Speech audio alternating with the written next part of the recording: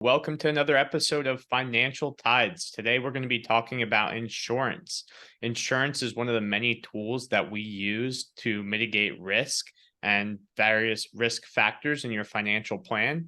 Insurance, really, the idea behind it is to transfer the risk from the insured to an insurance company. We're going to jump right in today and we're going to kind of just highlight some of the other ways to deal with risk to get us started other than transferring it to the insurance company. And we'll kind of circle back to transferring it last, being that's really the main topic today. So, the first way to deal with risk is to just avoid it entirely. So, I'm going to put everything in the context of being out on the slope skiing. And the first one would just be deciding I'm not going to go skiing at all. I'm not getting on that chairlift. I'm staying in the lodge, drinking warm cup of coffee, a warm cup of hot cocoa, some soup, but I'm not going to risk getting out there and falling and hurting myself. So I'm just going to avoid it entirely.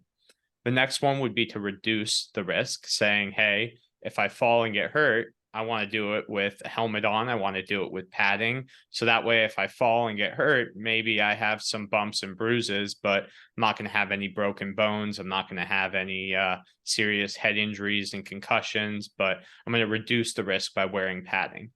And then the last one is retaining it and saying, hey, you know what? If I fall, I fall. If it happens, it happens. If I hit a tree, I'm just going to get out there. I'm going to retain that risk and say, I'm bearing the risk. I'm confident in my ability. But if it happens, it happens. And that's just kind of accepting the fact that injuries can happen.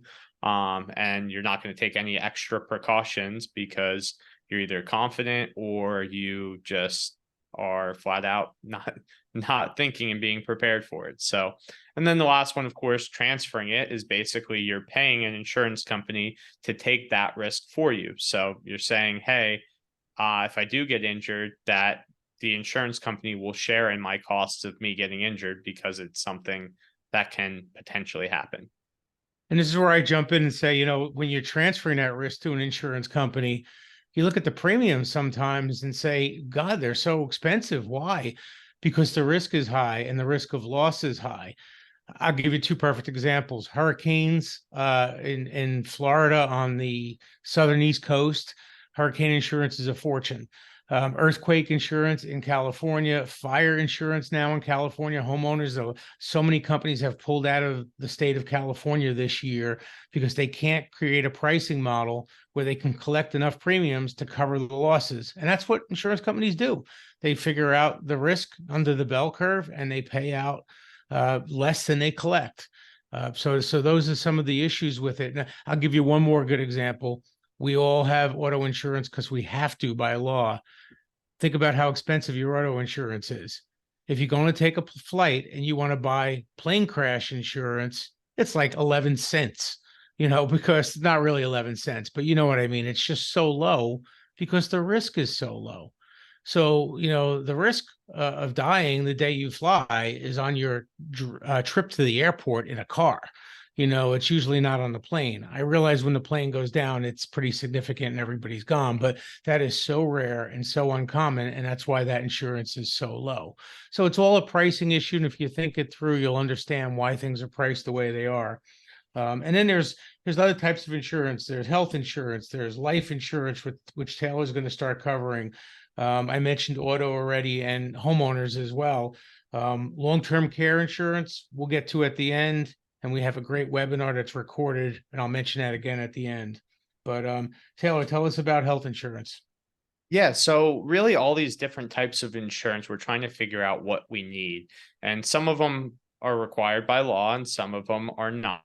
And really it varies from degree to degree in each situation, how much of each insurance you need. So obviously, if you get sick or injured, you're going to want to have health insurance because it helps pay hospital costs or emergency room visits, urgent care.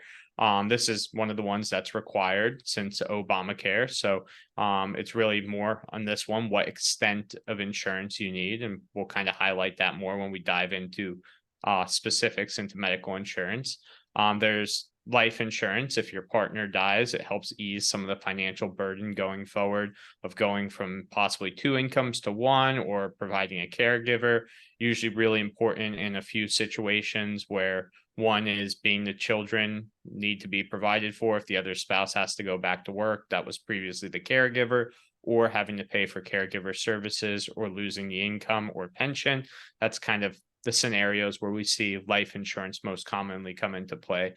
And then another big one, especially for the younger folks, is disability insurance. And that covers a portion of your income or your salary while you're unable to work. And it becomes really important for those who do either a manual labor or a skilled craft that requires some sort of precision, like a surgeon. If you get your hand crushed in an accident of some sort, you're not going to be able to earn that income as a surgeon anymore. So, any role that really there's a risk of some severe injury reducing your income to the point where you can no longer perform that role and get that income, disability insurance is extremely important. Excellent. And we mentioned homeowners insurance already. Again, it's not to pay for, basic repairs like, my doors, squeaky. You've got to get some WD-40 and fix that yourself. But if you have other issues, if you have a small kitchen fire, if you have wind damage on the roof or something along those lines, that's where your homeowners insurance kicks in. And it's amazing because we all buy homeowners insurance because the bank requires it. And when you look through the types of insurance we've mentioned today, you'll see almost 100% of the people, and probably 100% of the people listening to this call, have homeowners and auto insurance. But when we get to long-term care insurance and life insurance, those are elective, and people make choices about, well, it won't happen to me. I'll be the one in the one that beats the odds, the 2 out of 3 that beat the odds. So we're going to go over that. But about 70% of the people need some form of long-term care during their lifetime. And I had family members where it was provided by somebody in the family for a short period of time, and it really almost killed that person doing it. But it's not easy to do that. So usually, and if it extends beyond a couple of months, you usually need professional third-party care, and that costs a fortune. And so the question is, how do I want to pay for it? And we're going to cover that a little more toward the end, but do I want to pay for it out of assets, or do I want to pay an insurance company so that they'll pay for it? So that's the gist of that. And then when you're getting any kind of insurance, the benefit of summary of coverage is what you need to look at, the declarations page, and that'll tell you what's covered, what's not covered, and what the restrictions are. And that's where it gets dicey. And I would, when I looked up the notes for this, the first thing I wrote down was have a good agent. Everybody knows that Taylor and I handle long-term care, disability, life insurance, but we don't handle property and casualty, homeowners, and business insurance. So instead, we have a couple of great agents for both our home and for our business that we can depend on, that put it in simple terms that we can understand, because we're not used to the type of insurance that covers a suite like we're sitting in right now. It's different. So again, we go to the agent, and we're happy to pay them whatever they're making on the policy, so that it's the right policy and we can sleep well at night. Taylor, does the insurance cover your needs? How do you Yeah, make and that I think this is determination? the big question that really you want to look at when you're trying to evaluate what insurance you may or may not want to cover or hold on to. And I think that's kind of the big part of the financial strategy that we look at is, are we mitigating the risk that we need to make your plan work and be successful if something like this might happen. And I think the big thing to understand is that most insurance plans don't cover 100% of all total costs. So there's a lot of costs that might still come out of pocket. And with that being said, you often have to plan for those.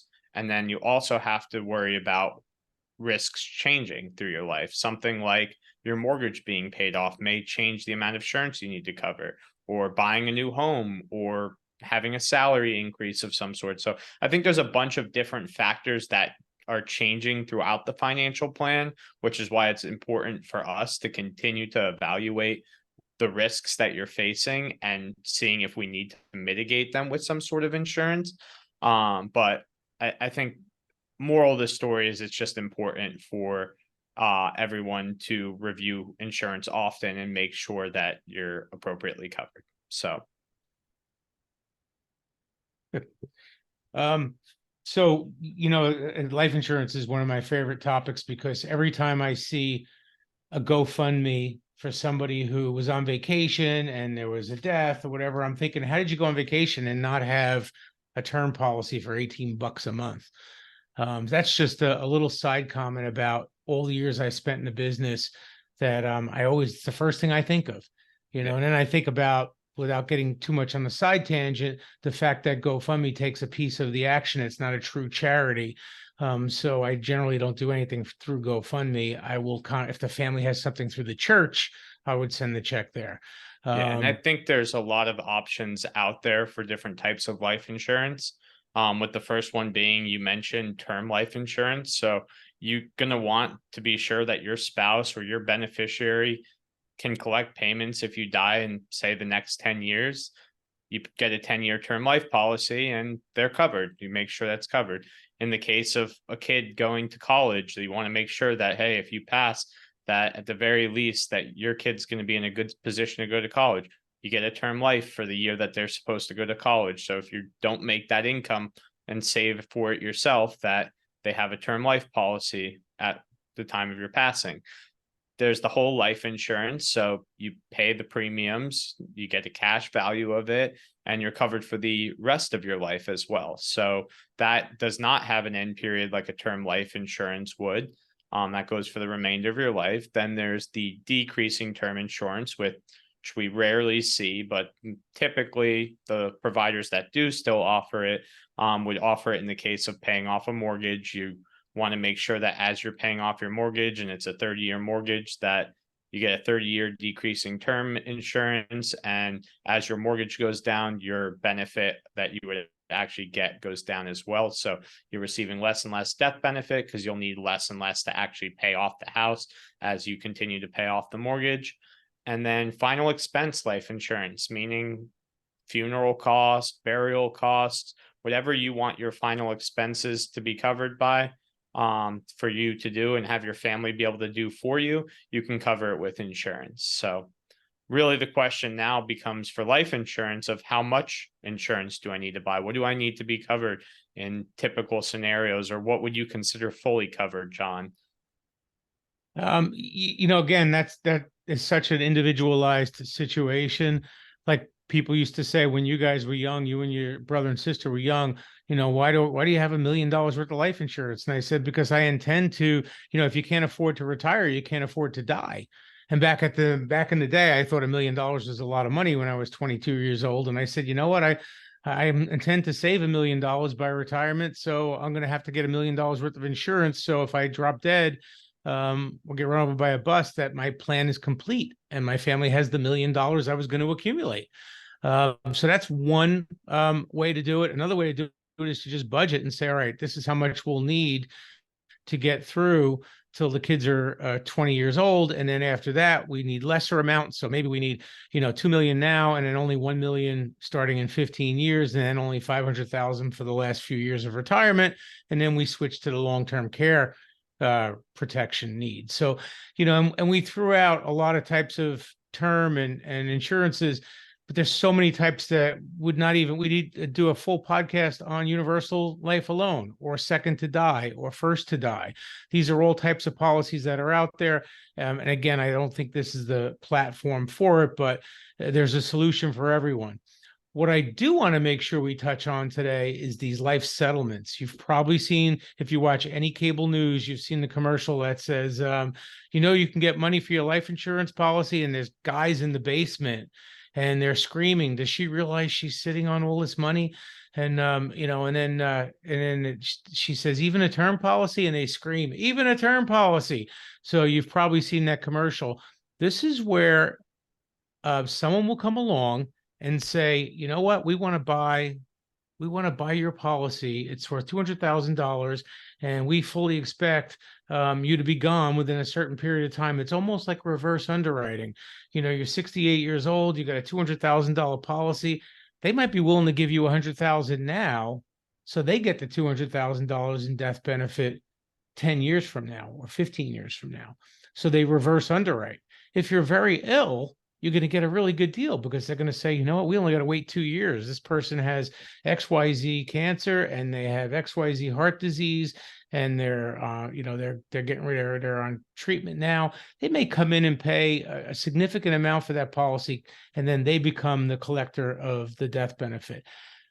I'm not a big fan of this because it's kind of predatory, but if a person needs money for their care or for their bucket list trip around the world, when they know they're leaving the world, then it might not be a bad deal for them. But it's not something we sell or get involved in or advise on, other than providing as much knowledge as we can as to why they're paying for those policies. So sorry for such a long approach to that, but I think it's important in the context of what we're seeing out there as far as advertising in that space. Yeah, and I think before we jump to the next topic, I just want to highlight again what full coverage looks like in our opinion.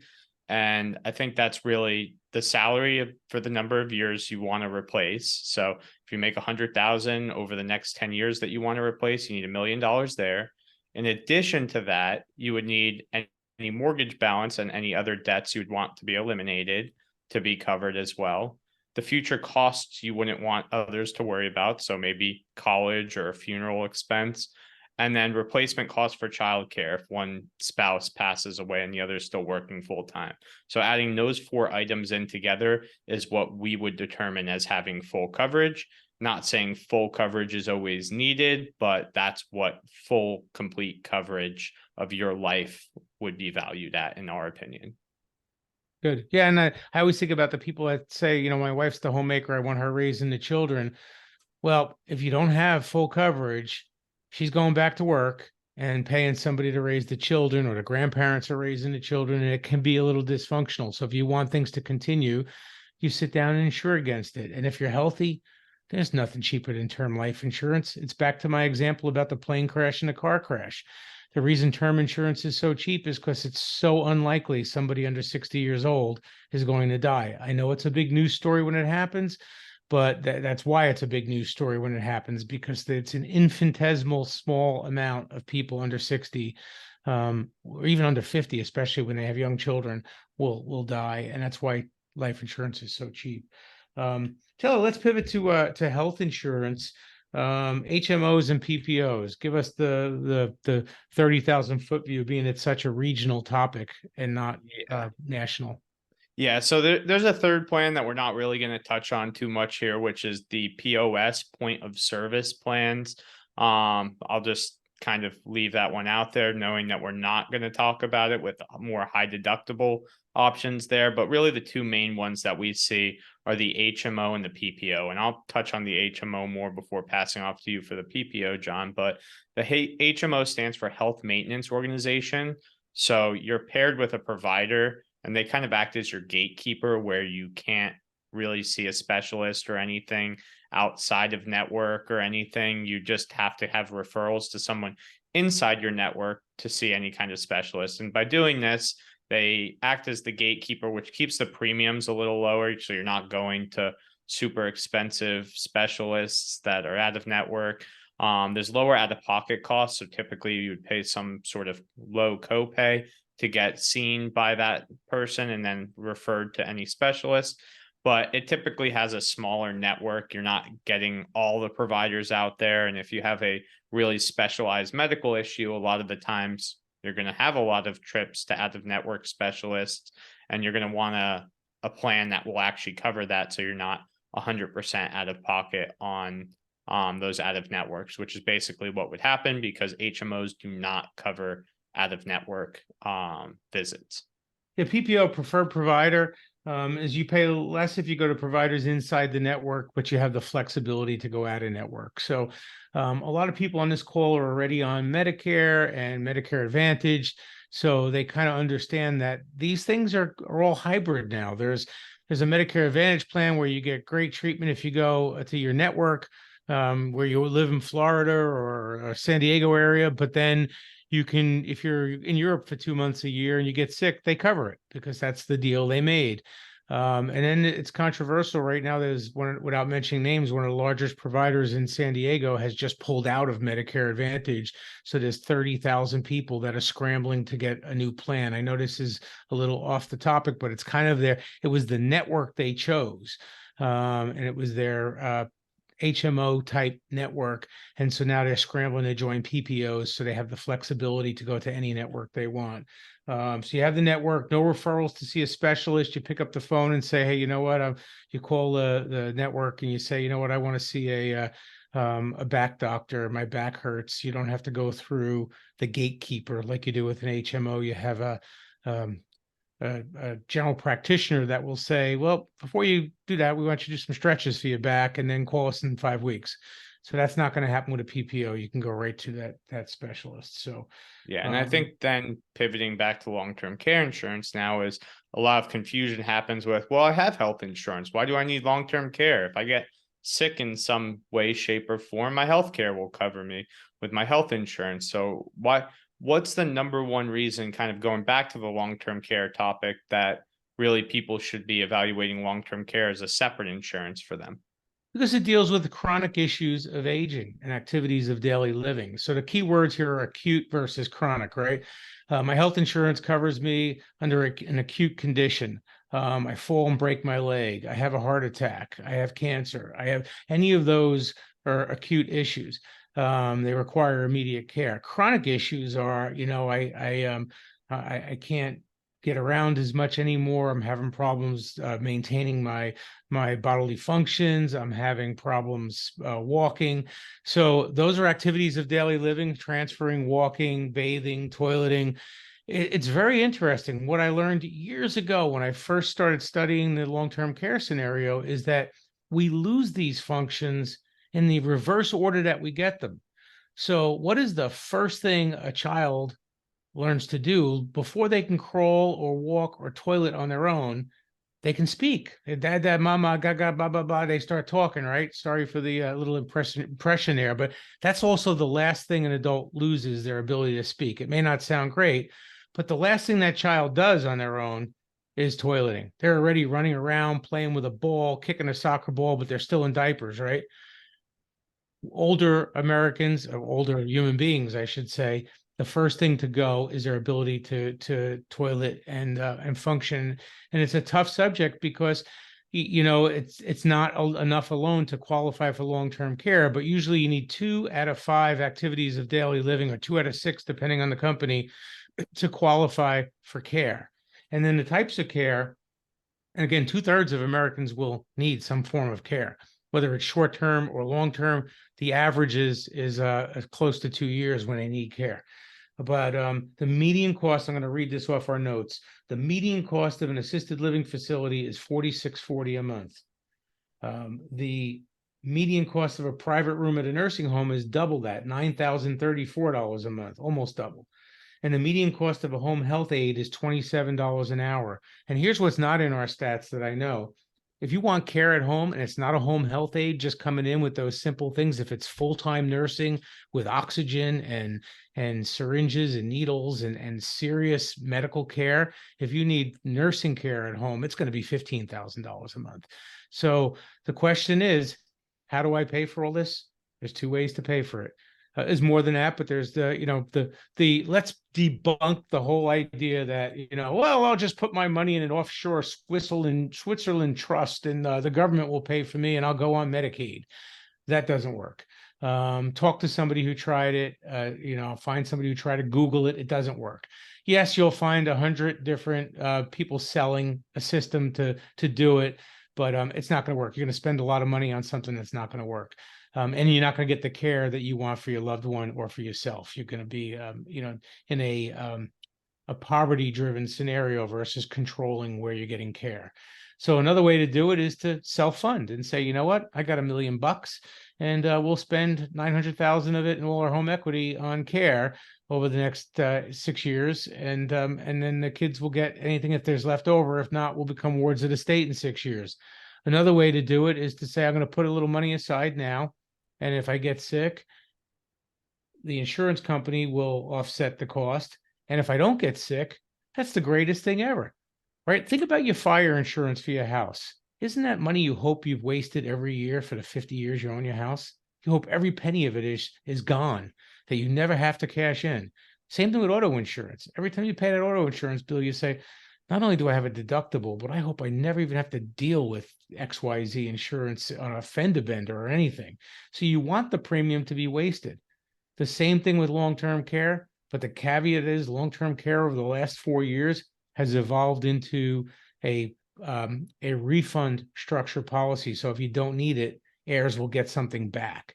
Yeah, So and it's I a think that that's really just going into a lot about the webinar that we previously did. So perfect. again, we mentioned it earlier, tune into that webinar. If you want to know more about that long-term care insurance, we go much deeper there.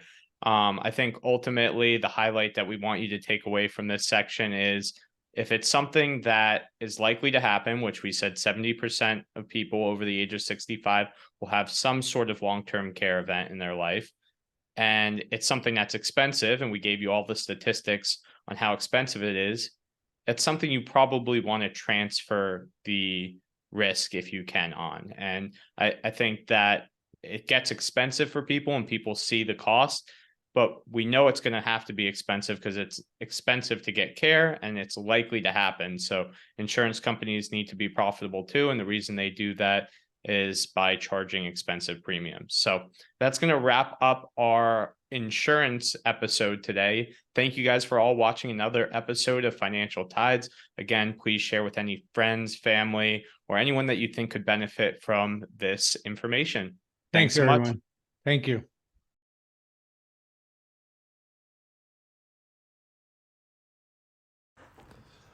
John Perillo and Taylor Perillo are financial advisors offering securities through Cetera Advisors LLC, a registered broker-dealer, doing insurance business in California as CFGA Insurance Agency LLC, member FINRA/SIPC. Advisory services offered through Cetera Investment Advisors LLC, a registered investment advisor.